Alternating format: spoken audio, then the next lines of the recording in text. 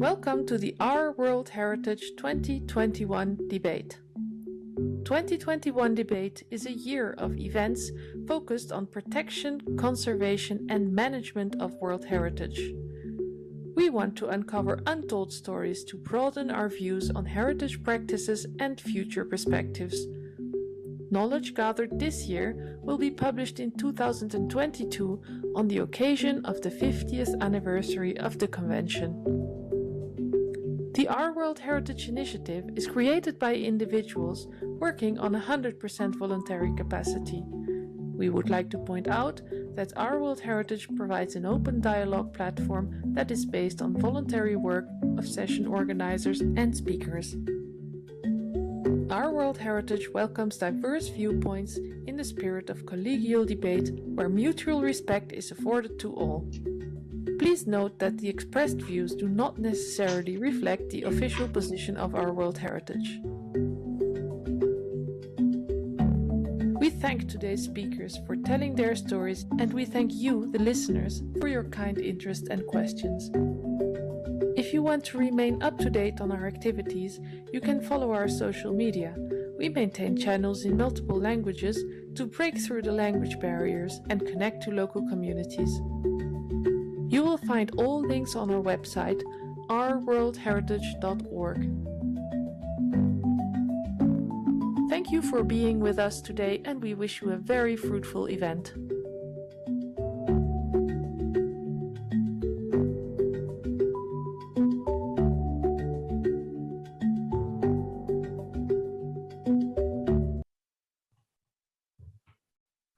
Hello, everyone. Welcome to the closing webinar of Heritage Places and Memory, the theme of September among 12 themes of our World Heritage Initiatives. I am Jiyeon Kim, co-convener of the Heritage Places and Memory team. It is my honor to welcome you all. Today's session is the last event of the month. It will be mainly composed of the reports of the sub-thematic events of Heritage Places and Memory. And afterwards, we will have some time to discuss over the future directions to follow up the result of our webinars. To begin with, let me invite the representative of the convening institution, Konkuk University, Professor Jihyun Choi, for his short welcoming remarks. Professor Choi, floor is yours. Thanks, Jian. Good morning, good afternoon, and good evening. Hello, everyone. I'd like to say thanks to all for joining today's closing event. I'm Jae-hyun Choi, a co-convener of the Heritage Place and Memory with Dr. Jihyun Kim. It is my pleasure and honor to say these welcoming remarks for this closing session. Above all, I'm so happy to have this moment for wrapping up what we did and what we shared during this month. The month of September 2021 would be unforgettable time for all of us, especially our memory team.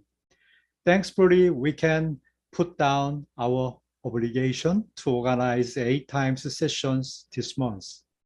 But without enormous help from our wonderful team, including Jihyun Kim as co-convener and several volunteer students, I don't say their name right now, but Jihyun will talk about that. Our coordinator, the John Rui Luxon, and partners, my respectable partners who are organizing each session and sharing their valuable knowledge and passion. We can make nothing at all without them. Borrowing this chance, I'd like to express my sincere gratitude to all team members, partners, panelists, and participants. This month, starting with the Youth Roundtable, then we have covered various sub-themes like intangible values, changing meanings of the site, innovative models for interpretation and presentation, plural, diverse, and dissonant memories, and indigenous knowledge. I hope our findings will contribute to implement the World Heritage Convention and its spirit. In this closing session, we will report all findings of sub-theme sessions and we'll discuss about the future follow-ups. Please share your precious idea with us. Thanks again for your participation. Jian, floor is yours now. Thank you very much, Professor Che, for your kind welcoming remarks. Today, we have invited another special guest, Dr. Francisco Bandarin. And Dr. Bandarin is a former director of the UNESCO World Heritage Center and UNESCO Assistant Director, Director General for Culture. And he is the founder of our World Heritage Initiative. Dr. Bandarin, may I ask you to take the floor for your short congratulatory remarks? Thank you very much, Jin-Hwan. And first of all, let me let me really express my thanks to the team, Professor Jay Choi, yourself, and perhaps many other people that we sometimes see, sometimes don't see, for having organized this really fantastic months of events. I, of course, knew that this was going to be very interesting because, you know, the way in which you have approached the issue and the way in which you have structured the presentations was clearly highly professional and very much to the point, not to the point that we wanted to raise. But I must say that I think you went beyond the expectations, because on your 8 webinars and meetings and so on, I think you have probably for the first time uncovered, at least in our system, you uncovered something that is, in my view, of great relevance for the future of heritage and also of the World Heritage Convention. The theme of memory, dissonant heritage, is not very much upfront in the discussions in the World Heritage Convention. I think if you have attended the recent committee, you probably have seen the confirmation of what I'm saying. It's something actually that people try to sort of hide somehow, you know, and historically it's now been very important. You know, the convention is focused more on the classical idea of heritage, like with artistic achievements or beauty, this kind of things.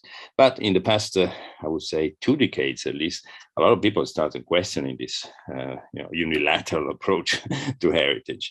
Heritage is not just beauty; sometimes it's pain, and memory sometimes is something hard to deal with. Of course, you need some tools to do this, and perhaps the convention has never invested, you know, in really creating the tools to address this issue. Of course, in few cases, which we always mention, the convention had to come into this field. Of course, we have Hiroshima, we have Robben Island, we have Island of Gorée, you know, Apravansigat and Mauritius, and other sites of the slave trade and so on. But it was always done as a kind of an exception, something not to be repeated. You know? There was a fear of this now. And I think this is quite important to notice. You know? In fact, we should not be afraid, because, you know, heritage has this meaning. It had this meaning from the beginning. You know, I'm from Italy, and, you know, you know, when we get our classical training, you know, they teach you that monumentum, the Latin word for what we now call heritage, means a memorial place. So heritage was a memorial place. And very often, you know, even if we don't have it in the World Heritage Convention, we have it everywhere, where our cities are full of statues, places that remember events or persons, or sometimes difficult events to remember. So I think it's important to bring it to the forefront for many reasons. First of all, because, you know, there is a need to uncover many values that have to do with memory in sites that are already in the list. We have 1,200 sites almost in the list. You know, of course, most of them have memory values that have not been properly addressed. So first of all, we have to do this effort of revisiting things that have been done in the past and bring it to a more, say, modern approach and a vision that somehow matches the needs that society expresses today, you know, in terms of giving more voices, you know, to heritage. And secondly, perhaps find a space in the World Heritage Convention for this kind of memory sites.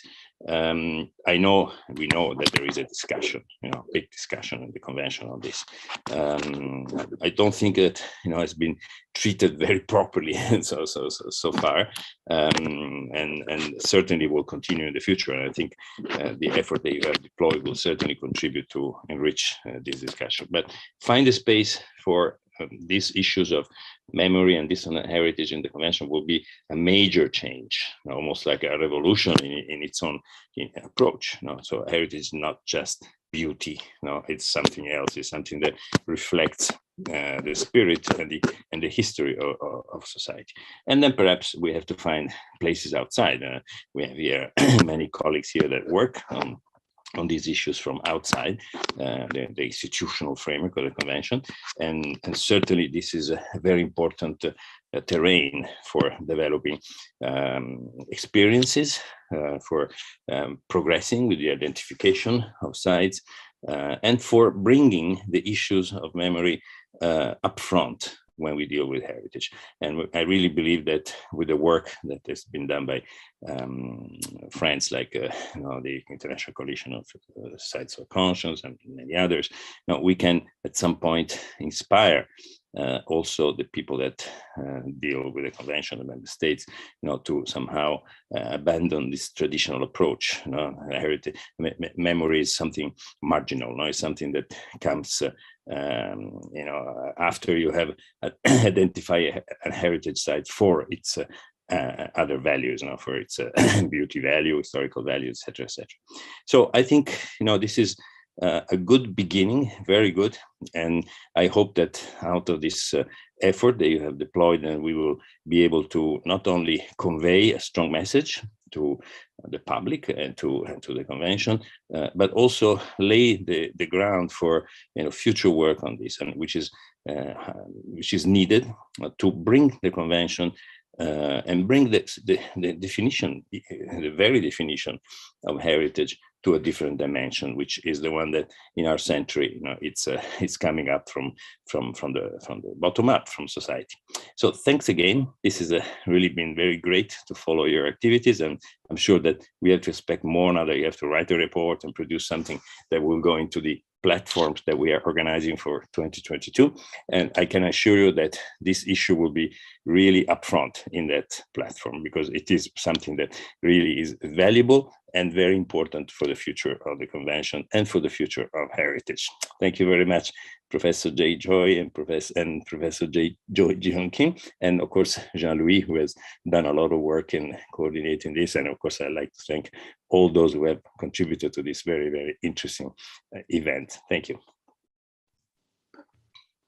Thank you very much, Dr. Bandari. It was really kind words, and taking this opportunity on behalf of our team, we'd like to convey our sincere appreciation for your thoughtful and meaningful initiative for this our World Heritage Initiative. Thank you again. Now, let us move to the main part of today's webinar, the report of the month.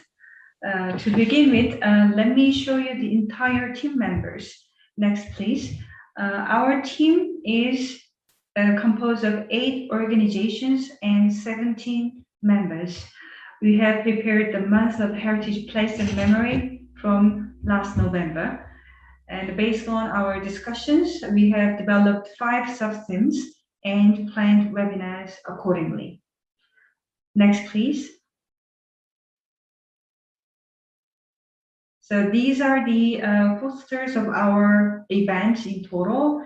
And let me tell you a little bit more about the opening session. Next, please.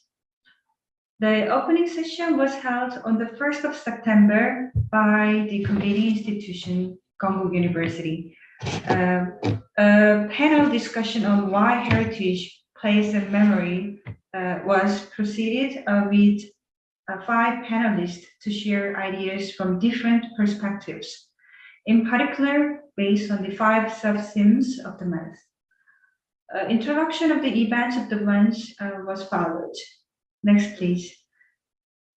So those are the sessions we had, and from now on, let me invite the representatives of each sub-thematic theme to listen to the interesting discussions they had during the events. First, let me invite Lovna Tahiri from the National Institute of Archaeology and Heritage Science in Rabat, Morocco, for the report of the session 1. So my presentation ended, so please stop the screen share, and let me invite Lovna, and please take the floor. Okay. So I would like to congratulate the organizers for an amazing month of activities and events. I would particularly like to thank Professor Ahmed Skunti, who gave me the opportunity to participate to such rich and interesting initiative as the Our World Heritage. Then I will have the pleasure to present an abstract of the webinar Heritage Sites, Intangible Values, its conclusions, and some ideas for recommendation. Next slide, please.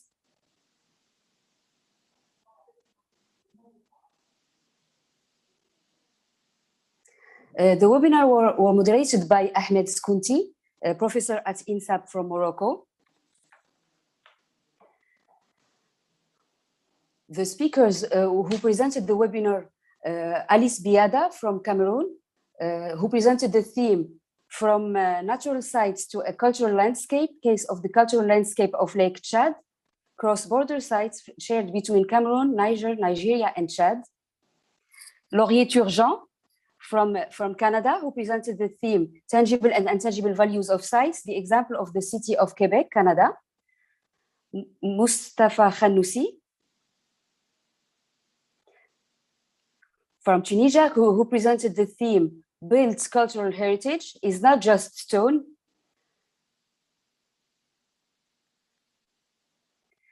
Et finalement, Naïba El-Habil-Tajmouati from Morocco, who presented the theme Medina of Fez, World Heritage Site, the Craftsman of Renewal.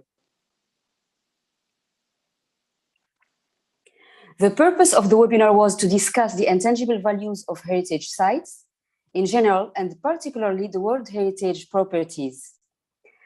The four presentations showed concrete cases of sites for which intangible values were obscured or ignored, and demonstrated the interest that better evaluation of intangible values can have.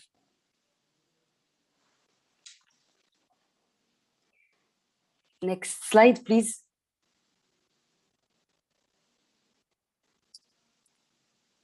The conclusion that can be made from the webinar: the intangible values of heritage sites are often less known and poorly documented. They are often neglected while preparing nominations for inscription and obscured while drafting statements of the outstanding universal value.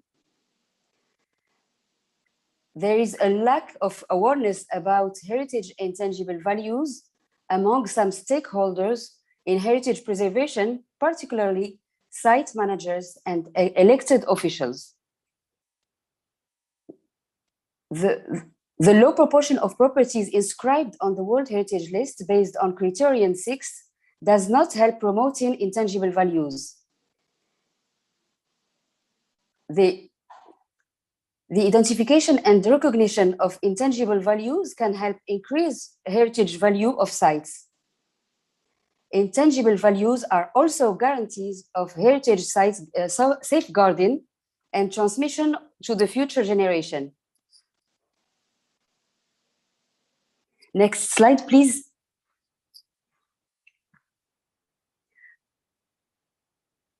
After presentation and debate, speakers have proposed ideas of recommendation. First recommendation: better consideration of intangible values when drawing up inventories at the national level and during the World Heritage inscription process, as well as in the statements of outstanding universal value.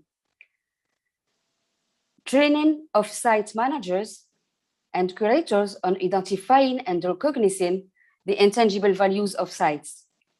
And finally, initiate a reflection on the possibility of setting up a re-evaluation procedure for inscribed properties and for which significant intangible values have not been considered. Thank you for your attention.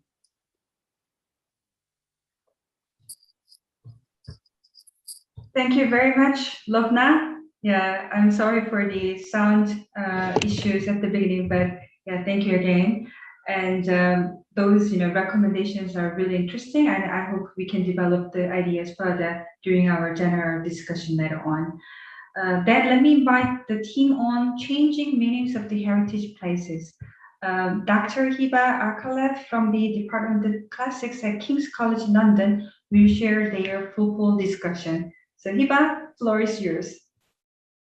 Thank you very much, Jaihan. Can you hear me, everyone? We are clear? Perfect. I would like to thank everyone from the team for the organization. I would like to thank the organizers, the speakers, and also the audience. I would like to report on the webinar, Changing Meanings of Heritage Places, that took place on the 14th of September. The organizers and moderators were myself, Dr. Hiba Khalaf, and Dr. Christopher Young. Next, please. Following our call during the summer of July-August 2021, we had selected 6 case studies from across the world showing different scenarios of changing meanings.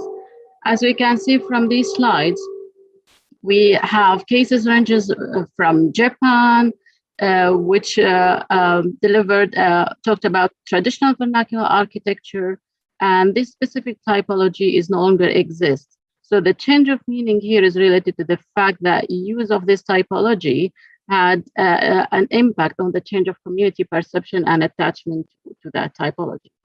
And then we move from Japan all the way to Middle East, to Aleppo and Syria. And this case showed devastating impact of war and conflict on both tangible and intangible values. And it showed the challenges on the priorities on the post-conflict reconstruction, where to start.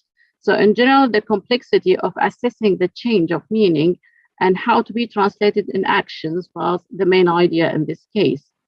And then we move to Cairo, historic Cairo. The case of Beit Yakan highlights the fact that valuable historic buildings are neglected, and changing the perception of local community and their attachment to these buildings are important to safeguard them. More research here could contribute to the historic, social, and cultural values that makes major impact on the conservation and management of these buildings. So accordingly, in the case of Beit Yakan, this building has changed from a storage to local shops, and in the historic of Cairo to be a cultural hub for the local community. And then we move up north to Beniyalu.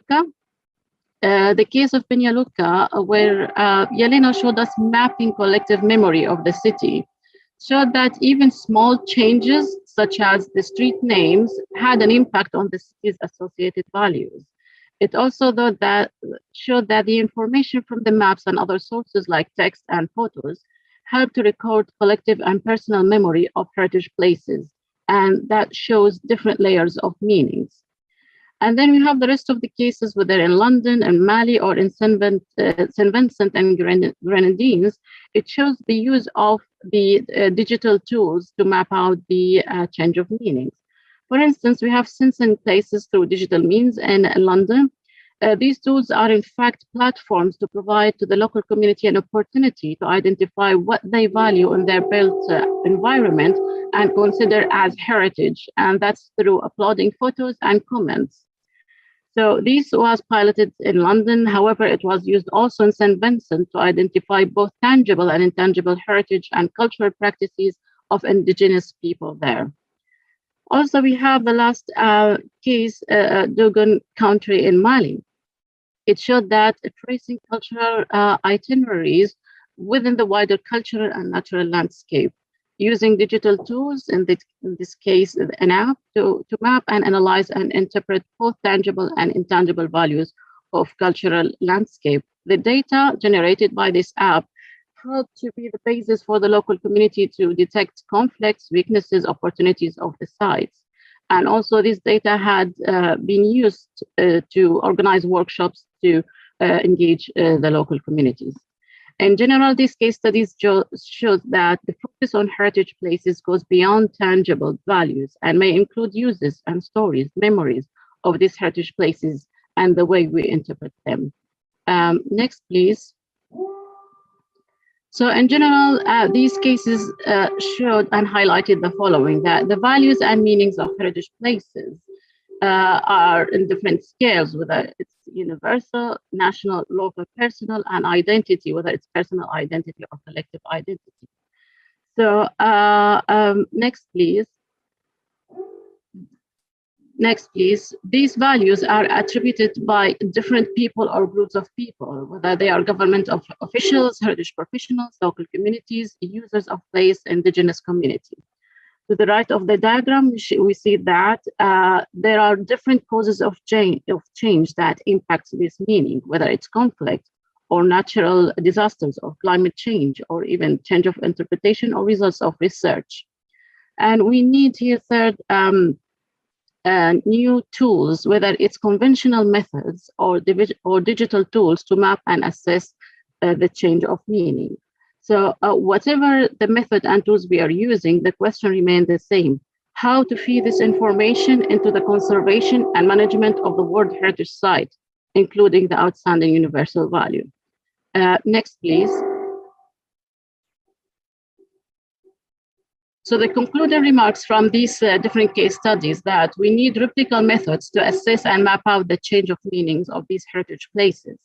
And we need inclusive approaches in assessing and mapping meanings and values that include various stakeholders, local community, indigenous people, and youth. And then the question would be, how does the change of meaning impact the outstanding universal value for World Heritage Site? And more importantly, is the World Heritage System equipped to deal with the changing meanings, and how? So we know that outstanding universal value of any property is likely to include only part of its values, and the implementation of the convention makes it almost impossible to change the outstanding universal value defined when the property is listed without a full new nomination. So one of the recommendation would be here is that site managers should be tasked to review changing values of their sites and alter management policies as necessary, particularly for interpretation in accordance with changing meanings of sites. Thank you very much. These are the conclusion of our webinar. Thank you. Thank you very much, Hiba. Yeah, the diagram in particular was very interesting, and your conclusion as well. Now, let me invite the third speaker, the representative of the session 3. Let me invite Dr. Sue Hodge, the president of the ICOMOS International Scientific Committee on the Interpretation and Presentation of Cultural Heritage Sites. Sue, please take the floor. Thank you so much. I must just say that I'm not yet a doctor, which I'm still doing my doctorate, so I don't want anyone to get that impression I already have it, because I may never get it. Anyway, moving along. Thank you very much. I'd like to begin by thanking everyone at the team at our World Heritage and the Korean National Commission for UNESCO for the superb organisation and the cheerfulness, friendliness and inclusiveness with which you've run all of these seminars. I'd also like to acknowledge the co-host of my session, Elizabeth Silks, who was fantastically helpful and took a lot of the work in this session, and also to acknowledge the traditional owners of the land on which I'm working, the Wurundjeri Wurrung people of the Kulin Nation. Our session asks the question, what does inclusiveness look like with interpretation? It's often a term used in academic work. There's a lot of theory about it, but what does it mean in practice? And we had case studies from all around the world to help us answer this. Some of the case studies were from Australia with the Parramatta Female Factory and Institutional Precinct, Italy, an underwater archaeological site, some residential schools from Canada, sites of slavery from the United States, sites of a jail from India, underwater interpretation, and a Ramayana relief from Indonesia. That's just some of them. And you can see the presenters there on screen of the major sessions: Marianne Cortese, Julio Solar Zanzo Fopper, Kelly Hawkins and Christelle Dethi, Bonnie Jurek and Paul Ashton. And the case studies were from Priyanka Pangwani, Mercy Hadir, Mervat Nassar, Katerina De Vivo, Christiane Wisnu Aji Wadani, and Amale Malviana. You can see that I've chosen slides, or we chose slides that represent what inclusiveness means, but inclusiveness isn't simple. Can you please go to the next slide? Thank you. So Liz and I sort of framed up some questions that said, whose history is being presented at this site and what history? And this goes back to the notion that memory isn't a static thing. It's something that changes and that involves representation in different parties. Who controls the interpretation at a heritage site and elsewhere? Whose narrative and perspectives are included? And what's the role of the professional in interpretation compared with a stakeholder or community member? What's the role of the community? And then really importantly, what evidence do we use as historians or public historians and community members and when we're doing this? Because evidence is the key element in whether the interpretation is authentic or not, and whether it actually is telling the truth in some ways. And then moving on from that, how can we promote intergenerational dialogue through interpretation and support communities to share a site's divisive and multiple histories? And as we've all heard in this series of webinars, this is perhaps the most difficult and important question. And finally, what does effective, inclusive, community-based interpretation look like in practice? The case studies that we heard about and saw reveal the difficulty of this interpretation. The fact that it's about human feelings and memories and that these are painful, and that inevitably sometimes people win and at other times they lose. But we did come up, please go to the next slide. Next slide, please, thank you. This is just a Ramayana relief in Indonesia. And just briefly, this is a story of a very famous relief, but a subordinate story was there of a woman who'd been excluded from the mainstream narrative in this famous story. So the interpreters looked at this story and there was some level of performance involved in getting people to really understand and engage with it, not just look at it. So first principle perhaps is that interpretation is active and to engaged. And in order to really create meaningful change, it's an active process. Next slide, please. This is by Mercy Hedena from Africa. This is a slide in Kenya. This is a slide of a traditional practice. And the issue that Mercy and her team faced was that elders were sometimes being accused of witchcraft by the younger generation in this particular area of the sacred forests. And that the solution was a series of forms of interpretation where younger people and older people worked together across generations to create new ceremonies, rituals, trails, and other forms of interpretation that really helped heal that community and move it forward. Next slide, please.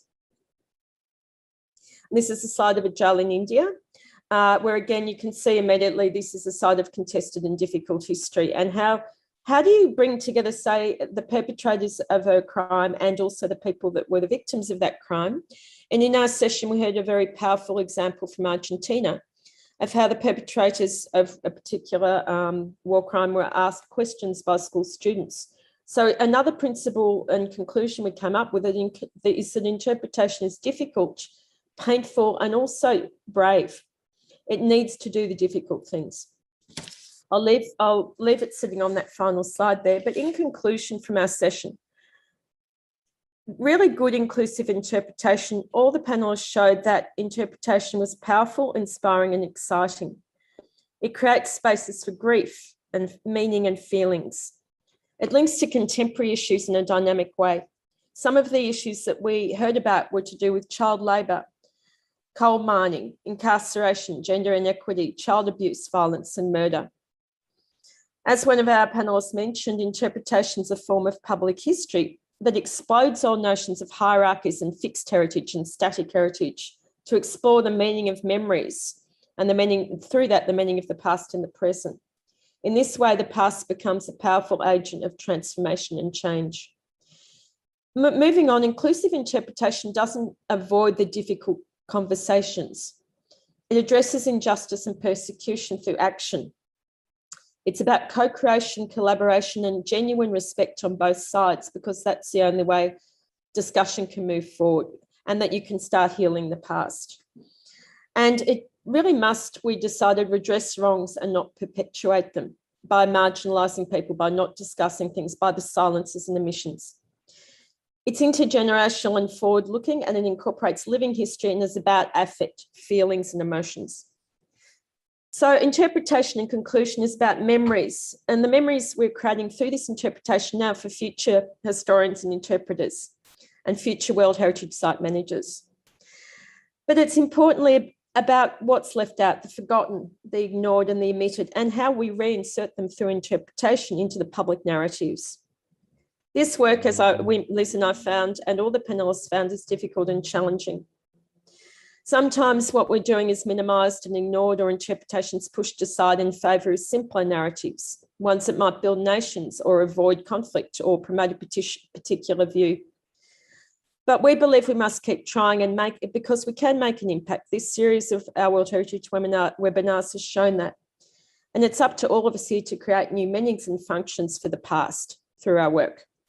So finally, inclusiveness is a powerful, generous and genuinely transformative act, but it also can be fun, which doesn't sound like it from what I just said, but there's lots of fun involved too.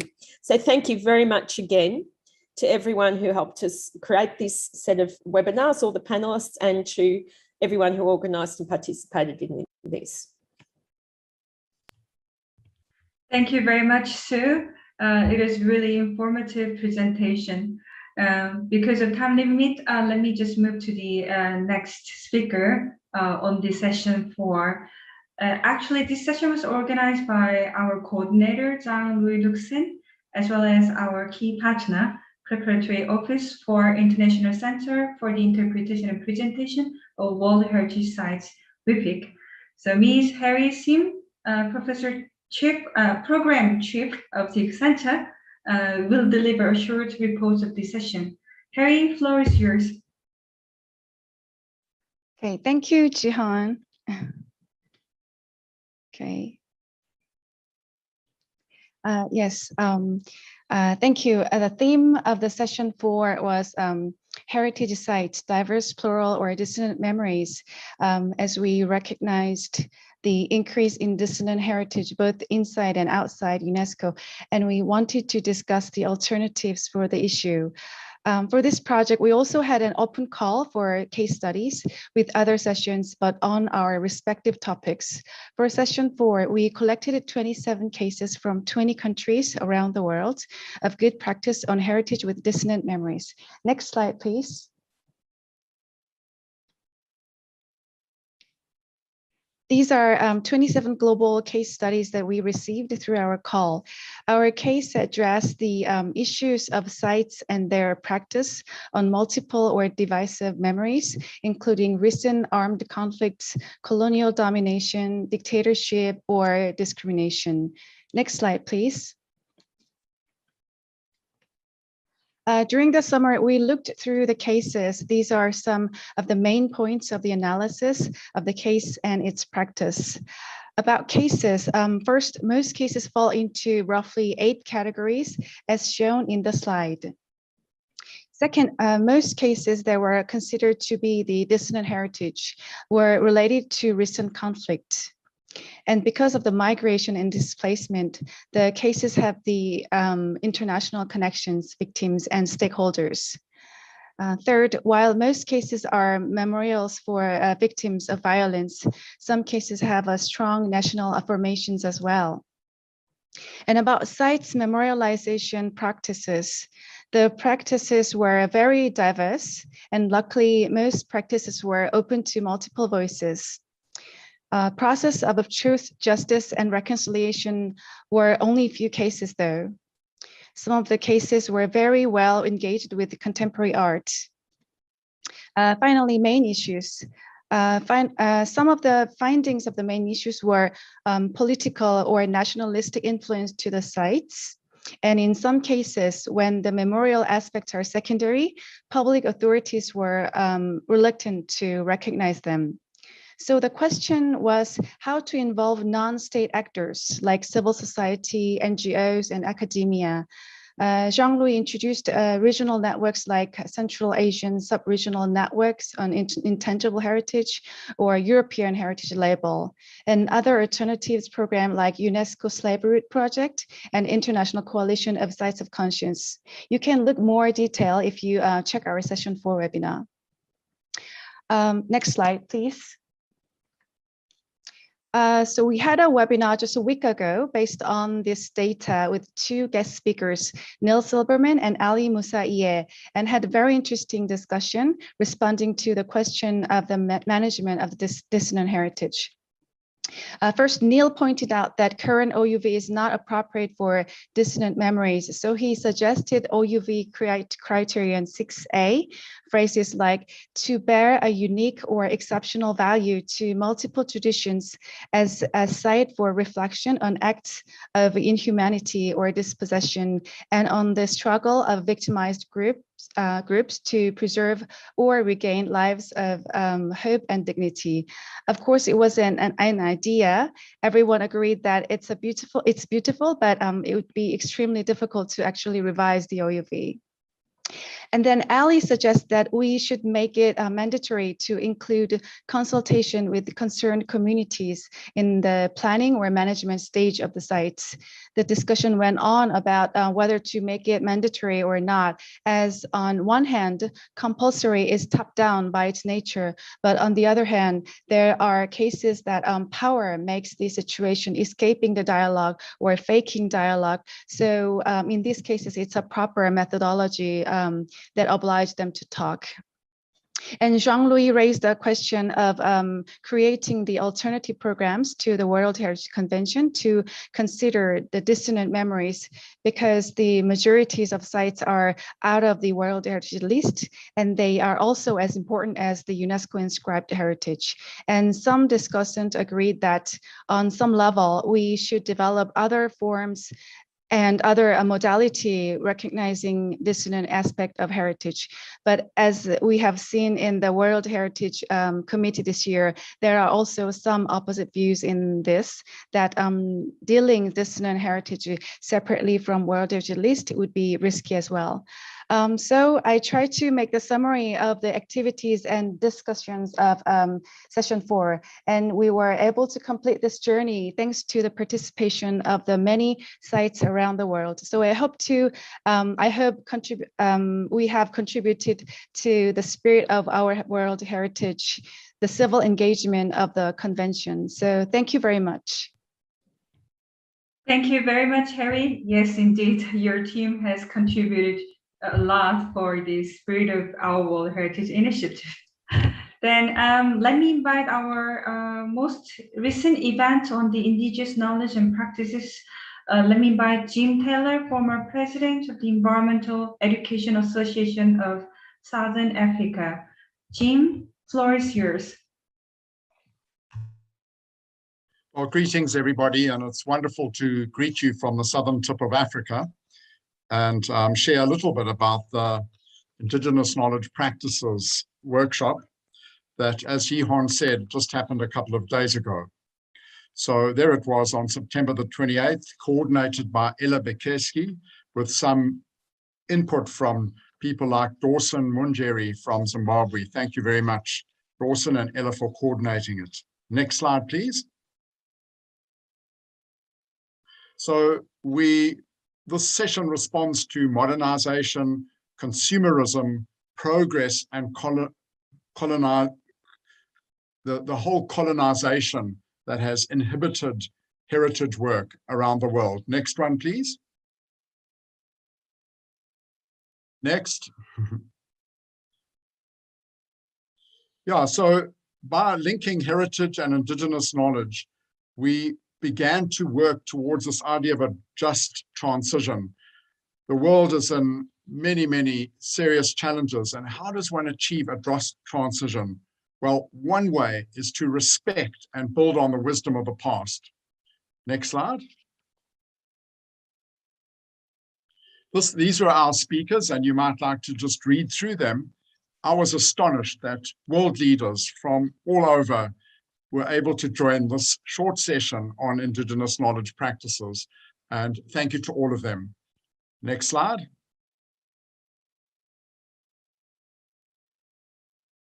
Rob O'Donoghue, the keynote speaker, spoke of the forgotten worlds of pre-colonial agroecological heritage and some of the city-states that were in Africa and very active long before colonialism tended to suppress them.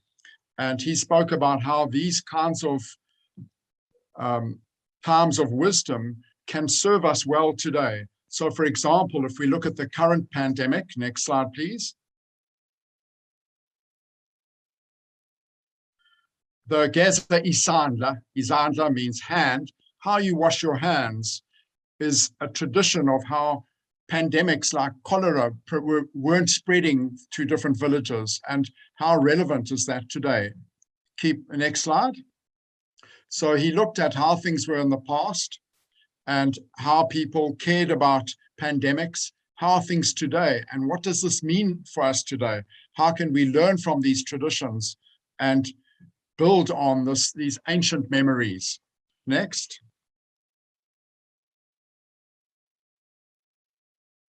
So there's a little bit more detail on the screen about the panelists and what they did. We heard about Pachamama from Belize, Annabelle Ford and Cynthia Topsy, the Living Museum of El Pilar Archaeology under the canopy. And how about this one? My life depends on chocolate, and chocolate depends on Mother Earth, and Mother Earth depends on love. An incredible sharing from Julio Sacqui. And then Marvin Vaquez on Mayan Golden Landscape. Next, please. Yeah, so just thank you to everybody. We also had breakout rooms which discussed how we take this work forward and how cultural practices can really be strengthened. Prof. Choi then provided some closing remarks, and we'd like to thank everybody and just end by saying we have experienced a turning point in global heritage. This turning point is the linking between Indigenous knowledge practices and the heritage. And it's a way of saying, let's live forward by embracing the wisdom of the past. And a huge thank you to Prof. Choi and Ji-Hon Kim and all your team and volunteers for actually precipitating this global turning point in heritage learning. Thank you all so much. Thank you very much, Jim. It is our really honor to participate in that global change. Then last but not least, let me share the interesting report of our special session with the young generation. Let me invite our committee team member, Hyun-jae Kim, to share the results of the Youth Roundtable. Hyun-jae, floor is yours. Yes, thank you, Jian. And hello, everyone. I'm Hyun-jae Kim. And first of all, I would like to express my big gratitude to participants of the last event of the Youth Roundtable. Let me share the result of the event. Our team promoted the event from July to August via website and social networking service to collect the video clips. The 5 video clips were selected as winners of the contest, and we invite them to participate in the event of a Youth Roundtable to show their stories about the videos. The Youth Roundtable was held on 7 September, and the event included the introduction of videos, discussion on how to preserve and transmit memories of a heritage. As a result, various approaches to heritage were presented by the participants during the event. The next slide, please. The first winner of the contest was the H5 team in South Korea, who made the video of Voice from Gochanggepo, Korean tidal floods. The video focuses on the significance of community involvement and the issues of sustainability to cope with environmental changes. The video was very impressive, and this includes interesting interview with local experts while dealing with important issues of heritage management today. If you are interested, please find the videos on our official website, ourworldheritage.org. The next slide, please. During the event, there was also a great discussion time of the contest winners with the mentoring of Professor Christina Cameron. There were several questions for the discussion. What is the starting point to make the video? And how do people anticipate the effect of climate change? And what are the ways of learning and transmitting community values? The participants expressed their motivation of making video focusing on the issues of sustainability, tourism, and adaptation to environmental change. In particular, in terms of climate change, the participants noted the significance of improving awareness on climate change, but they also concerns about the challenges on production of food, as well as traditional materials for the construction to preserve heritage sites. Finally, in order to transmit community values effectively, the participants asserted the importance of craftsmen in their local community and various cultural events to construct a local identity regarding the heritage sites.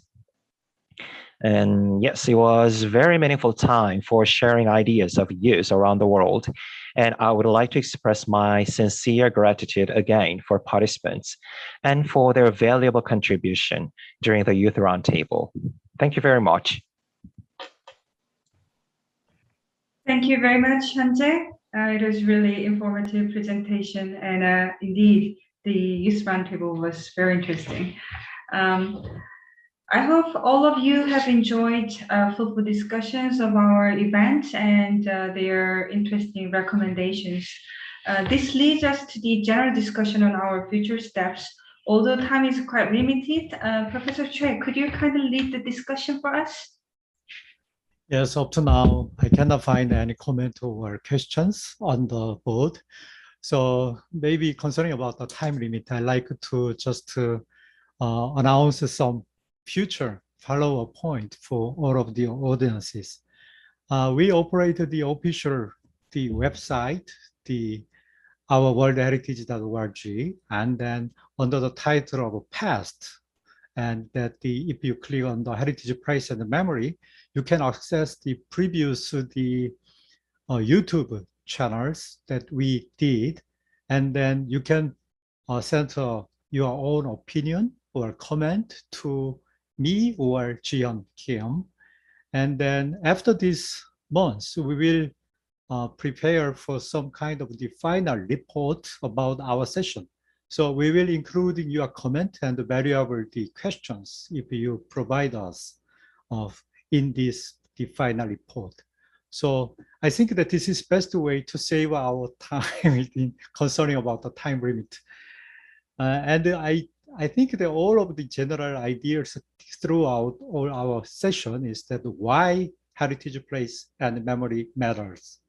I think you can find some answers and you can share some precious idea with us. We like to say about the outstanding universal value. This course itself is not enough to cover up whole genuine value of the world heritage. So we need to concern about the intangible dimension of the World Heritage Site. And this kind of intangible dimension would be including all those subthemes that we discussed about. So maybe beyond this outstanding universal value discourse, we can making more inclusive and more integrated approach, including these local values too. So I like to just say that bottom-up approach is what we need now. So this is what we keep promised for the future. Okay, thank you, Jihyun. Floor is yours again now. Thank you very much, Professor Choi. Yes, it's a really great pity that we cannot have more time. But as you said, everybody can always contact us to give us your valuable comments, and then we're gonna share those comments or questions with our team members. Now, this is the end of our session, but let me invite the coordinator of our theme on heritage, places, and memory, Dr. Jean-Louis Luxen, for his short closing remarks. Dr. Luxen, please take the floor. Thank you. Thank you. Well, it is quite a challenge to try to summarize and to have a synthesis of so many activities over the last month.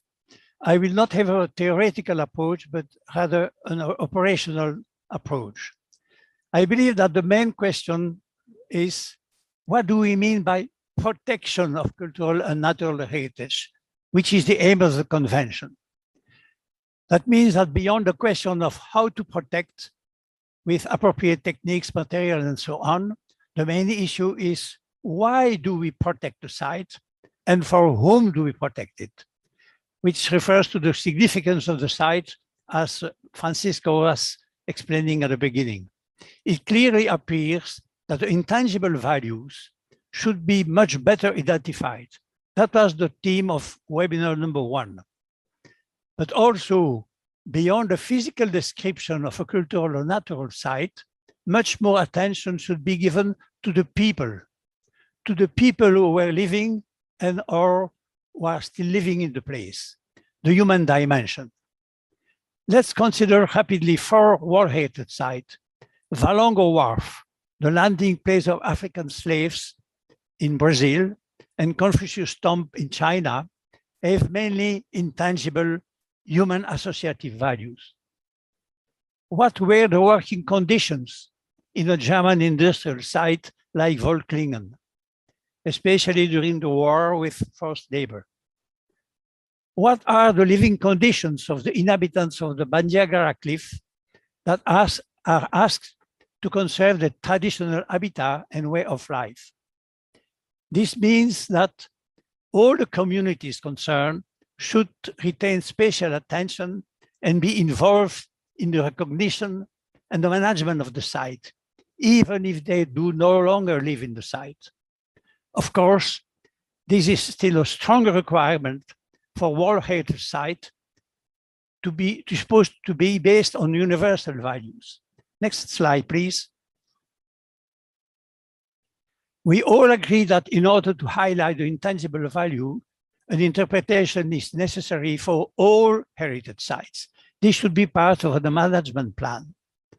Of course, the interpretation must be inclusive, as has been explained, and take into account the various living experience of people associated with the site.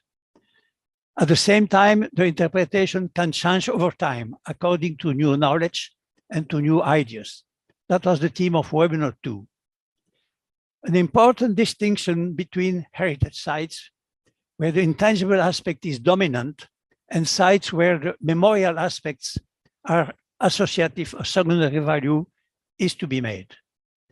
In the vocabulary of the World Heritage Convention, a site can be positive or negative dissonant. Fortunately, a majority of sites are positive examples, like the Peace Palace in The Hague, which is not a World Heritage site, but it is emblematic of the efforts over more than a century to promote peaceful resolution of conflicts. Tongariro, the landing place of the Maori in New Zealand, is a World Heritage site, a natural site with exclusively intangible value. We have a negative example as ESMA, the School of Mechanics Center of Detention and Association of Political Opponents in Buenos Aires from 1976 to 83, which is on the national tentative list, or the killing fields of Cambodia under the Khmer Rouge regime. Dissonant memories was the theme of webinar 4. These last examples refer also to ICOM in its code of ethics, which is called difficult issues. Webinar 3 did explore innovative methods of interpretation and presentation with strong communication actions, particularly with the young generation. The methodology of the NGO Sites of Conscience connects memory to action and addresses present issues in a dialogue and mutual respect. And we have the example of Youth for Peace in Cambodia working for reconciliation.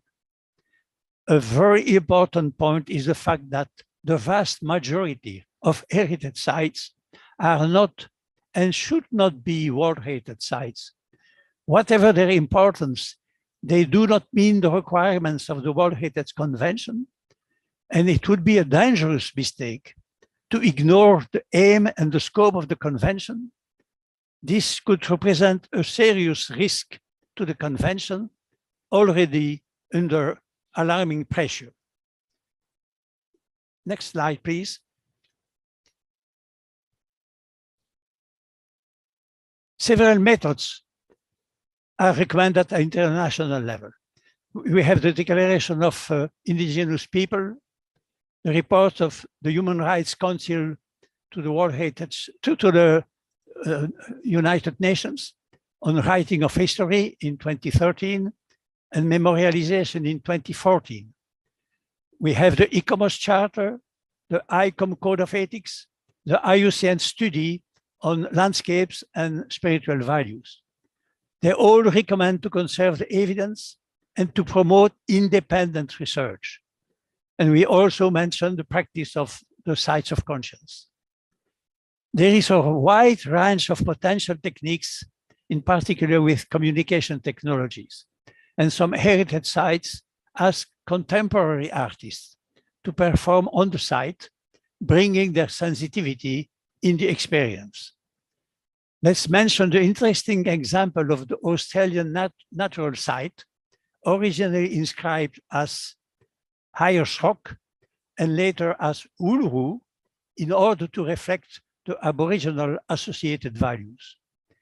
Webinar 5 was considering the traditional knowledge of indigenous people, which clearly comes under the scope of the Convention of Intangible Heritage of 2003, the other convention. Last slide, please.